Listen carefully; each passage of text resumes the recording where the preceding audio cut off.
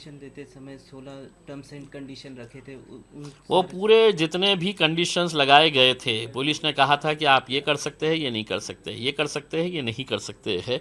मेरे हिसाब से वो पूरे पूरे कंडीशंस जो है उसका उल्लंघन हुआ है, उसका वायलेशन हुआ है। अब हमको ये देखना है कि अगर ये पूरा वायलेशन अगर हुआ है तो आप क्या करते हैं।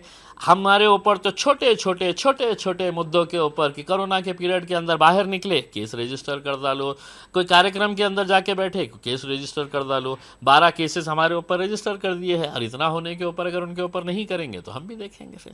शरद पवार को लेकर काफी देर अपने भाषण देखिए बात ये है कि देखिए बात ये है कि मैं चूंकि वो शरद पवार को डायरेक्टली कह रहे थे, मेरा इस ताल्लुक से ये कहना है कि भाई कौन धर्म मानता है नहीं मानता है, कौन नास्तिक है कौन आस्तिक है, ये इंडिविजुअल चॉइस है और उसको ये अधिकार बाबा साहब अम्बेडकर के संविधान ने दिया है। हाँ, लेकिन अगर आप ये कहेंगे कि नहीं साहब उन्होंने धार्मिक नहीं है वो, तो ये इसमें आपके पेट में क्यों दर्द दे रहा है, आपको क्यों तकलीफ हो रही है। वो कहते हैं कि छत्रपति शिवाजी महाराज का नाम नहीं लेते हैं, तो कौन सा कानून है ये। हम तो कम से कम ये जो महापुरुष जिनके नाम लेकर ये अपनी दुकानें चलाते हैं, हमने कभी अपने राजनीतिक स्वार्थ के लिए इन लोगों के नाम का इस्तेमाल नहीं किए हैं।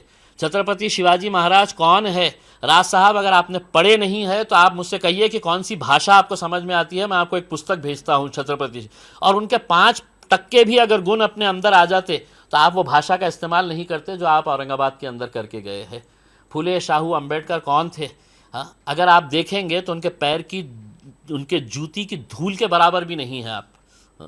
सिर्फ नाम लेना और अपनी दुकानें चलाना, अपने दुकान के अंदर है तो अपनी रोशनी सजाने के लिए मुल्क को जला देना, ये आपकी सियासत अगर है तो अब आगे का वक्त कैसा आने वाला है ये आप खुद समझ सकते हैं। अल्टीमेटम है तो सरकार को अब देखना है उसके अंदर।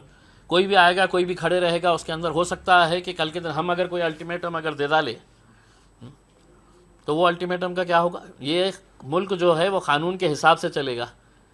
कानून के हिसाब से मतलब जिस संविधान के अंदर जितना इख्तियार दिया गया है उसके हिसाब से चलेगा।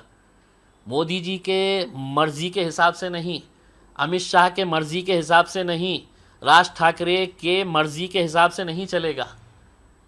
कानून है और जो कानून उनके लिए है वही कानून मेरे लिए है।